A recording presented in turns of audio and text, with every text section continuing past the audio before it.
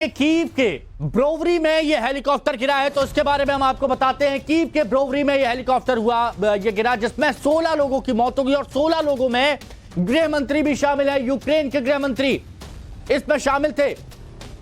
गृह मंत्री डेनिस जिनका नाम था, उनकी जान चली गई और उप गृह मंत्री की भी इसमें मौत हो गई है। तो यह डबल झटका कहा जा सकता है यूक्रेन के लिए। गृह सचिव की भी मौत हो गई। स्कूल पर हेलीकॉप्टर गिरता है और स्कूल पर हेलीकॉप्टर गिरता है, एक जोरदार धमाका होता है। 2 बच्चों की इसमें स्कूली छात्रों की मौत हो जाती है। कीव के बाहरी इलाके में यह था और रूस पर हमले का शक जताया जा रहा। कीव के ब्रोवरी में यह हेलीकॉप्टर गिरा, बाहरी इलाका था जहां 16 लोगों की मौत हुई। स्कूल था, इसमें 2 स्कूली बच्चे भी, उनकी मौत हो गई। गृह मंत्री मारे गए, डेनिस मोनास्टरस्की जिनका नाम, उप गृह मंत्री की भी मौत हो गई। और इतना ही नहीं, गृह सचिव की भी इस क्रैश में मौत हो गई। रिहायशी इलाका, 2 स्कूली बच्चे जिनका कोई मतलब नहीं था इस युद्ध से, कोई लेना देना नहीं, उनकी भी जान चली गई। और 18 जनवरी गृह मंत्री की मौत हुई। देखिए, आपको यह बात समझनी होगी कि 2023 में 2023 यानी इस साल में यूक्रेन को कितना बड़ा झटका लगा है। तो आप सिलसिलेवार देखिए, 10 जनवरी को क्या होता है, सॉलिडर में यूक्रेन की हार हो जाती है। कितने लोग मारे जाते हैं? 40 से ज्यादा लोग मारे जाते हैं। गृह मंत्री डेनिस, उनकी जान चली जाती है। ये आज की तारीख है, 14 जनवरी को आप देखिए, 10 जनवरी को आप देखिए, सॉलिडर में यूक्रेन की हार हुई 10 तारीख को। 18 जनवरी को गृह मंत्री की यहां पर मौत हो गई, आज की तारीख। और 14 जनवरी डेनिप्रो अटैक में 44 लोगों की मौत हुई। सिलसिलेवार तरीके से देखिए कि 2023, और देखिए टाइम्स नाउ न Bharat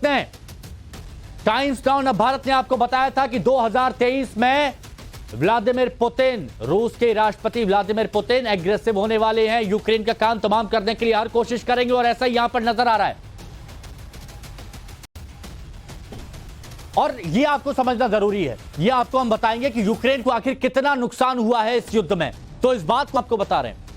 fighter jet, 335 fighter jet, एक फाइटर जेट देखिए मिलियंस का आता है, और 335 फाइटर जेट नुकसान। आर्मी इक्विपमेंट की बात करें तो 21,800 आर्मी इक्विपमेंट तबाह हो गए हैं। और मिलिट्री प्लेन की बात करें तो 331 मिलिट्री प्लेन, किसके? यहां पर आप देखिए ज़ेलेंस्की के, तबाह हो गए यूक्रेन के। 169 हेलीकॉप्टर ध्वस्त कर दिए गए। यूएवी 2452 ध्वस्त कर दिए गए, मिटा दिए गए। मिसाइल सिस्टम की बात करें तो 386 मिसाइल सिस्टम यूक्रेन के खत्म हो गए। और टैंक 6398, जो आप तस्वीरें देखते हैं कि ड्रोन से उड़ा दिए गए, तो 6398 टैंक ये भी ध्वस्त हो गए। Multi locket launching system MLRS की बात करें तो 883 मल्टी लॉकेट लॉन्चिंग सिस्टम ये ध्वस्त कर दिए गए। और आर्टिलरी 3560, स्पेशल व्हीकल, खास बख्तरबंद गाड़ियां जिन्हें कहा जा सकता है, 7086 ये भी ध्वस्त हो गई हैं। ये नुकसान किसने पहुंचा है? व्लादिमीर पुतिन ने ज़ेलेंस्की को ये नुकसान पहुंचाया। अब यूक्रेन का आर्थिक नुकसान कितना हुआ है तो ये भी आप समझिए। $1 ट्रिलियन यानी करीब 8 लाख करोड़ रुपए नुकसान हो गया। 4 करोड़ की आबादी से 1.5 करोड़ लोगों का पलायन हो गया है। ये एक बड़ा नुकसान यहां पर हुआ है। 4 करोड़ की आबादी से 1.5 करोड़ चले गए। 10,000 किलोमीटर से ज्यादा की सड़कें यहां पर बर्बाद हो गई हैं। और यह बात ज़ेलेंस्की भी समझ रहे हैं कि कितना नुकसान यहां पर हो रहा है। 10,000 किलोमीटर से ज्यादा की सड़कें। 11 महीने के युद्ध में 350 से ज्यादा पुल टूट गए, क्योंकि वहां पर बम गिर रहे हैं, वहां पर मिसाइलें गिर रही हैं। इसके साथ ही यूक्रेन के 12 में से 7 पावर प्लांट पूरी तरह ठप हो चुके हैं, पूरी तरह ठप हो चुके हैं, अंधेरे में रहने को मजबूर है। इसके साथ ही और आपको बताएं, लोगों के पास पर्याप्त पानी नहीं है, पीने के लिए पानी नहीं है, और जलाने के लिए बिजली नहीं है, भोजन नहीं बचा है। यूक्रेन के सारे एयरपोर्ट तबाह हो गए, बर्बाद हो गए। एक के बाद एक बमबारी वहां पर की जा रही है, टारगेट साधते हुए। यूक्रेन के सारे मिलिट्री फील्ड, एयरफील्ड खत्म हो चुके हैं। कितना बड़ा खामियाजा यूक्रेन को भुगतना पड़ रहा है, आर्थिक नुकसान कितना है, ये आप इस बात से समझिए। सबसे बड़ा झटका अब यूक्रेन को लगा है। तो आपने ये देखा कि कितना नुकसान हुआ। अब इस पर हम बात करते हैं। AK सिवाच हमारे साथ में लगातार जुड़े हुए हैं। सिवाच सर, लोग बाग सब जानते हैं कि जब युद्ध होता है तो दो देशों को कितना नुकसान झेलना पड़ता है, लेकिन यूक्रेन क्या इसकी कभी भरपाई कर पाएगा इतना बड़ा नुकसान? और देखो ये सच्चाई है, यूक्रेन तो भरपाई नहीं कर पाएगा, और यूक्रेन लड़ भी नहीं सकता था अगर नाटो और अमेरिका उसको मदद नहीं करते, क्योंकि यूक्रेन एक बहुत छोटा देश है कंपेयर टू रूस। रूस सेकंड मिलिट्री पावर है, 12वीं इकोनॉमी पावर है, और 60 से 65 बिलियन डॉलर खर्च करता है फौज में, और यूक्रेन तो उसके मुकाबले में कहीं नहीं डरता। और सब ने ये सोचा था कि ये लड़ाई 10 से 15 दिन के अंदर खत्म हो जाएगी और रूस पूरे इलाके को जीत लेगा, मगर ऐसा भी नहीं हुआ, क्योंकि सच्चाई ये भी हमें समझनी पड़ेगी, यूक्रेन को अमेरिका और नाटो ने बहुत ज्यादा हथियार दिए, ड्रोन भी दिए। देखो लड़ाई के स्टार्टिंग में उन्होंने जेवलिन मिसाइल दी जो कि एंटी टैंक है, स्टिंगर मिसाइल एंटी एयरक्राफ्ट है, स्विच ब्लेड ड्रोन दिलाए। तो ये जो नुकसान आपने बताया है यूक्रेन का, मैं मानता हूं काफी है, और उसका इंफ्रास्ट्रक्चर 70 से 80% डिस्ट्रॉय हो गया है, ये भी इसमें कोई शक नहीं। मगर हमें यह भी देखना पड़ेगा रूस का कितना नुकसान हुआ। रूस को भी बड़ा नुकसान हुआ, जिस प्रकार से उसकी बस्तरबंद गाड़ियां, टैंक्स, उनकी जो ह्यूमन कैजुअलिटी हुई है, सीनियर ऑफिसर बने हैं रूस के, वो भी एक बहुत बड़ा क्वेश्चन मार्क है। तो इस लड़ाई के अंदर जो एक प्रकार से डिस्ट्रक्शन हुई इंफ्रास्ट्रक्चर का और ह्यूमन कैजुअलिटी हुई है, दोनों तरफ बहुत हुई है, मगर यूक्रेन में ज्यादा हुई है। उसकी वजह है लड़ाई यूक्रेन में हो रही है, और यहां से 4 करोड़ में से 1.5 करोड़ के करीब लोग पलायन कर चुके हैं। और मुझे लगता है कि यह लड़ाई अब बहुत जोरों से चलेगी जैसे ही ये फरवरी के मिडल से स्टार्ट होगा, क्योंकि मुझे लगता है कि पुतिन हमला करेगा कीव पे, खार्किव की तरफ से, क्योंकि उसको लगता है कीव जब तक नहीं गिरेगा ये लड़ाई बंद नहीं हो सकती। और कीव का सबसे अच्छा अटैक करने का तरीका बेलारूस से, वहां पर 200 किलोमीटर है, पहले भी कोशिश की थी, सक्सेसफुल नहीं हुए थे। इस बार उसने अपना जवाब पूरी ताकत से कोशिश कर रहे हैं, लेकिन देखिए इस बार पूरी ताकत से सवाल सर कोशिश की जा रही है रूस और बेलारूस की तरफ से। लेकिन आप ये सोचिए कि यूक्रेन पहले ही इतनी मुश्किलों से घिरा था और अब कितनी मुश्किलें यहां पर बढ़ने वाली हैं। ये 3 तस्वीरें हम आपको दिखा रहे हैं। अब बहुत बड़ा झटका यूक्रेन के लिए इस साल में क्यों कहा जा रहा है ये तो समझिए। पहली तस्वीर जो आप देख रहे हैं नीले कोट में, डेनिस मोनास्टविस्की गृह मंत्री हैं जिनकी जान चली गई इस हादसे में। दूसरी तस्वीर जो आप यहां पर देख रहे हैं, येवन येनिन उपगृह मंत्री, ये भी इस हेलीकॉप्टर क्रैश में इनकी जान चली गई। तीसरी तस्वीर जो आप देख रहे हैं वो लबिकोविच गृह सचिव हैं। ये बड़े चेहरे, बड़ी शख्सियत यूक्रेन की जो बड़ी अहमियत रखती थी, लेकिन सिर्फ इन 3 लोगों की जान नहीं गई, ये आम इंसान की भी जान मायने रखती है। 16 लोग मारे गए हैं, 2 स्कूली बच्चे जिसमें शामिल हैं। इसीलिए यह सवाल उठा है कि ये रूस का हमला है या फिर एक हेलीकॉप्टर क्रैश है, और इस सवाल का जवाब बहुत जल्द मिल भी जाएगा। एक बड़ी खबर आपको बता दें, यूक्रेन को नए हथियार भेजे जाएंगे। यूक्रेन, ये बड़ी और अहम खबर इस वक्त की आपको बता रहे हैं।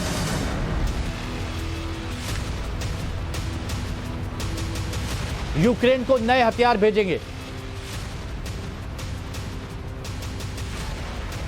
चैलेंजर 2 टैंक का स्क्वाड्रन यहां पर भेजेगा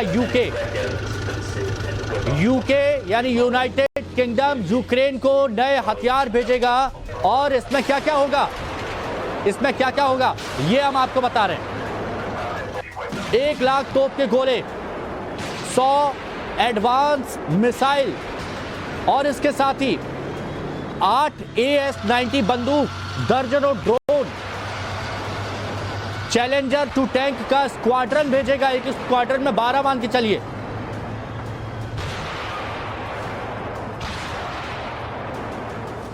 तो ये तो आर्थिक मदद की जाएगी, ये तो हथियारों से मदद की जाएगी, लेकिन क्या ये मदद जो नुकसान हुआ है उसकी पूर्ति कर पाएगी? सिबात सर, हमने ये देखा आर्टिलरी से लेकर टैंक से लेकर ड्रोन से लेकर तमाम पहलुओं पर यूक्रेन जो था वो अब उसके पास नहीं है। दूसरे देशों से मदद मिली, कर्जे में डूबता जा रहा है, और दूसरे देश अभी भी वो चढ़ाते जा रहे हैं। तो इन परिस्थितियों से बाहर निकलना कितना मुश्किल हो पाएगा ज़ेलेंस्की के लिए?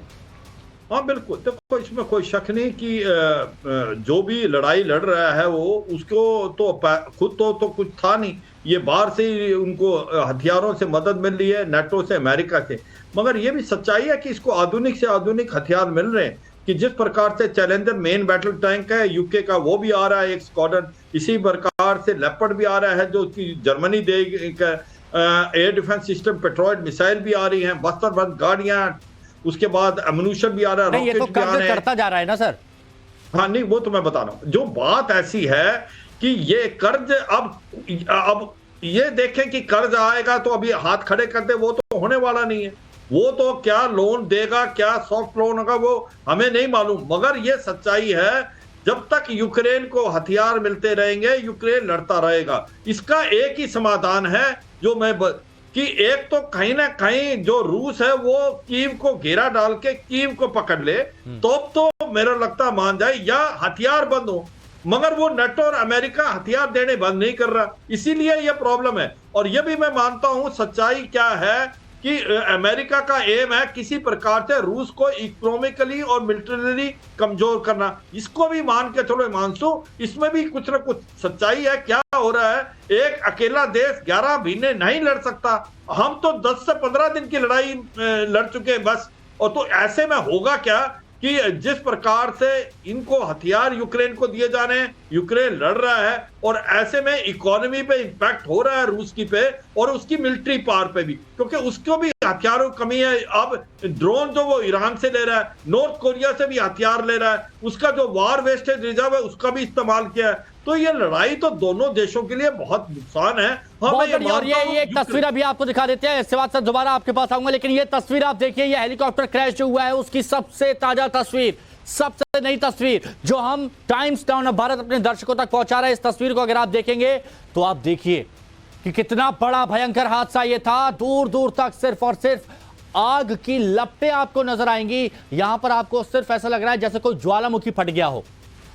तस्वीरों को देख के ऐसा लग रहा है कोई ज्वालामुखी फटा हो, हर जगह लावा और आग नजर आ रही है।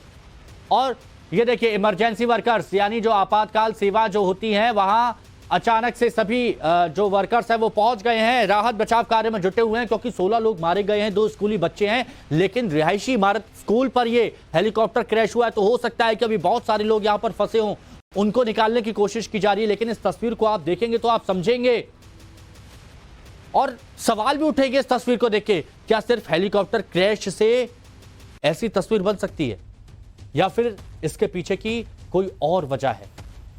और इसीलिए ये सवाल उठ रहे हैं इन तस्वीरों को देखकर कि क्या ये रूस का हमला तो नहीं है। ये देखिए, हर जगह इस वक्त यूक्रेन की आर्मी मौजूद है, यूक्रेन के जवान मोर्चा संभाल चुके हैं। इस पूरी बिल्डिंग को सीज कर दिया गया है, और राहत और बचाव काम इस वक्त जोर शोर से चल रहा है। कोशिश की जा रही है कि एक एक जान को बचाया जा सके, और जो भी लोग यहां पर फंसे हैं उनको सुरक्षित बाहर निकाला जा सके। कई लोगों की जान चली जा चुकी है। शिवाज सर, ये तस्वीरें आई हैं, और ये आग की लपटों को देख के लग रहा है कि ये सिर्फ हेलीकॉप्टर क्रैश था। आपका एक्सपीरियंस क्या कहता है? देखो हिमांशु, इसमें कोई शक नहीं कि ऐसा लगता है, ऐसा झटका है जिससे उबर पाने में शायद ही बहुत बहुत बहुत ज्यादा वक्त यहां पर यूक्रेन को लग जाएगा। शिवाज सर, बहुत शुक्रिया, आपने अपनी बात रखी और बहुत सारी बारीकियां यहां पर हमारे दर्शकों तक पहुंचाई। बहुत शुक्रिया।